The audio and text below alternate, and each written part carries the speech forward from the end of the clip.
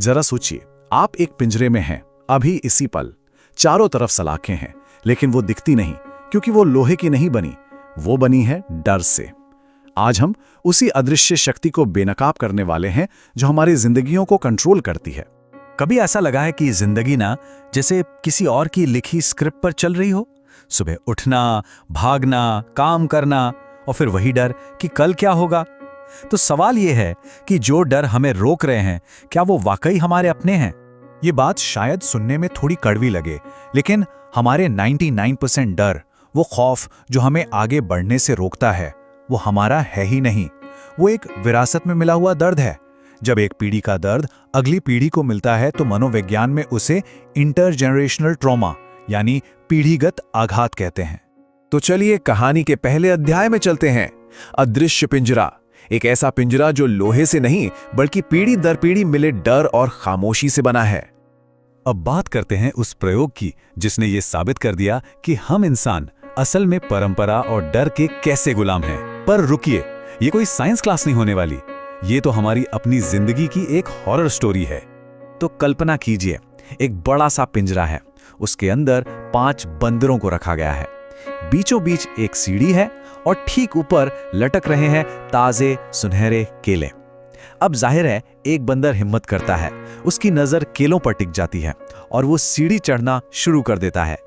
और जैसे ही उसका हाथ केलों को छूने वाला होता है, अचानक एक पाइप से बर्फ जैसा ठंडा पानी सिर्फ उस पे नहीं बल्कि पिंजरे में मौजूद बाकी चारों बंदरों पर भी बरसाया जाता है। सबके सब ठंड से कांपने लगते हैं। कुछ देर बाद एक और बंदर हिम्मत जुटाता है और नतीजा वही, बर्फीला पानी और कांपते हुए जिस्म। अब उस पिंजरे में एक अनकहा लेकिन पक्का कानून बन चुका था। सीढ़ी चढ़ने का मतलब है दर्द, और ये दर्द अकेले को नहीं, सबको भुगतना पड़ेगा। अब कहानी में एक मोड़ आता है। वैज्ञानिक अपना खेल बदलते हैं। वो पानी का पाइप हटा देते हैं और एक पुराने बंदर को निकाल के उसकी जगह एक नया बंदर अंदर डाल देते हैं। अब इस नए बंदर को पानी के बारे में कुछ नहीं पता, उसने वो दर्द कभी महसूस ही नहीं किया। वो नया बंदर सीढ़ी देखता है, ऊपर केले देखता है और सोचता है, अरे वाह, दावत। वो जैसे ही सीढ़ी पर पहला कदम रखता है, जानते हैं क्या होता है? पानी नहीं आता, नहीं, बाकी के 4 बंदर उस पर बुरी तरह टूट पड़ते हैं। वो उसे मारते हैं, उसे घसीटकर सीढ़ी से नीचे खींच लाते हैं। और फिर धीरे धीरे एक एक करके सारे पुराने बंदर बदल दिए जाते हैं। अब पिंजरे में 5 नए बंदर हैं। इनमें से किसी ने भी कभी भी उस बर्फीले पानी की सजा को महसूस नहीं किया, लेकिन फिर भी अगर कोई बंदर सीढ़ी की तरफ देख भी ले तो ये 5 मिलकर उसे मारने दौड़ पड़ते हैं। कोई पूछे क्यों, तो बस एक ही जवाब है, यहां बस ऐसा ही होता है। और यहीं पर यह कहानी बंदरों की नहीं रहती। आईने में देखिए, यह हमारी कहानी बन जाती है। तो हमारी जिंदगी में वो बर्फीला ठंडा पानी क्या है? वो ठंडा पानी है ये 4 शब्द, लोग क्या कहेंगे। जब भी कोई कहता है मुझे अपना बिजनेस शुरू करना है, मुझे आर्टिस्ट बनना है, तो आसपास के लोग हमारे अपने ही घबरा जाते हैं। उन्हें लगता है कि अगर तुम सीढ़ी चढ़े तो सजा सबको मिलेगी। इसे ना क्रैब मेंटालिटी कहते हैं, मतलब केकड़ा मानसिकता। कहते हैं कि अगर एक बाल्टी में बहुत सारे केकड़े हों तो ढक्कन लगाने की जरूरत ही नहीं है। क्यों? क्योंकि जैसे ही एक केकड़ा बाहर निकलने की हिम्मत करेगा ना, बाकी सब उसकी टांग पकड़कर उसे वापस उसी अंधेरे में खींच लेंगे। पर सवाल ये है कि ये डर हमारी रूह में इतना गहरा कैसे बस जाता है? क्यों हम खुद ही अपने सपनों के दुश्मन बन जाते हैं? इसके जवाब साइंस और फिलॉसफी की गहराइयों में छिपे हैं।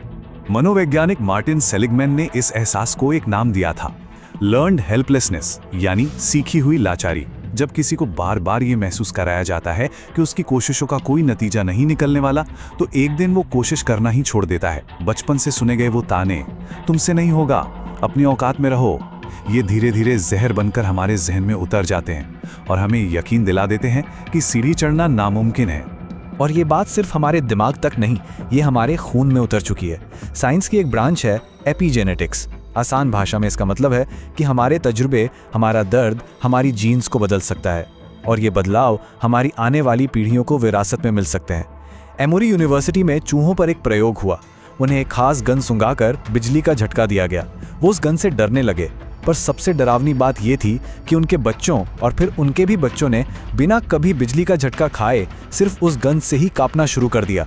डर अब उनकी याददाश्त का नहीं, उनके डीएनए का हिस्सा बन चुका था। महान दार्शनिक फ्रेडरिक नीत्शे ने इंसानी समाज को इसी नजरिए से देखा था। वो कहते थे कि दुनिया में दो तरह के लोग होते हैं, मालिक और गुलाम। मालिक अपने नियम खुद बनाता है और गुलाम की सोच डर पर और झुंड में मिली झूठी सुरक्षा पर टिकी होती है। जो सीढ़ी चढ़ने की हिम्मत करता है वो झुंड को खटकता है, क्योंकि वो उनकी कायरता को आईना जो दिखाता है। रॉबर्ट ग्रीन की किताब द 48 लॉज ऑफ पावर हमें बताती है कि हम इंसानों के डीएनए में एक सोशल पेन सिस्टम है। मतलब जब हम समूह से अलग होते हैं तो हमारे दिमाग को वैसी ही तकलीफ होती है जैसी कोई शारीरिक चोट लगने पर। अकेलापन सच में दर्द देता है, लेकिन ये भी उतना ही बड़ा सच है कि अगर ताकत चाहिए, अगर अपने आसमान को छूना है, तो अकेले होने का खतरा उठाना ही पड़ेगा। अब मैं आपको इस कहानी का सबसे खौफनाक सच बताने जा रहा हूं। एक ऐसा सच जो शायद आपकी रूह कंपा दे। सवाल ये है कि वो डर, वो सजा जिसके कारण वो बंदर एक दूसरे को नीचे खींच रहे थे, क्या वो ठंडा पानी आखिर में असली था भी? जवाब है नहीं। प्रयोग के उस आखिरी दौर में वहां कोई वैज्ञानिक नहीं था, कोई पानी का पाइप नहीं था, कोई सजा थी ही नहीं। सोचिए, अगर वो नया बंदर उन चारों की मार सहकर भी, लहूलुहान होकर भी एक बार उस सीढ़ी के ऊपर पहुंच जाता तो उसे केले मिलते और उसे पता चलता कि वो डर जिसके लिए सब एक दूसरे को खींच रहे थे, वो सिर्फ एक भूत था, एक याद जिसका अब कोई वजूद नहीं था। और यही आज हमारी हकीकत है। हम सब एक ऐसे पिंजरे में कैद हैं जिसका दरवाजा हमेशा से खुला था। हमारे पैरों में कोई जंजीरें नहीं है, जंजीरें तो सिर्फ हमारे दिमाग में है। वो सुरक्षा, वो आराम जिसे हम कस कर पकड़े बैठे हैं, वो सबसे बड़ा धोखा है। तो आज हमारे सामने दो रास्ते बिल्कुल साफ हैं।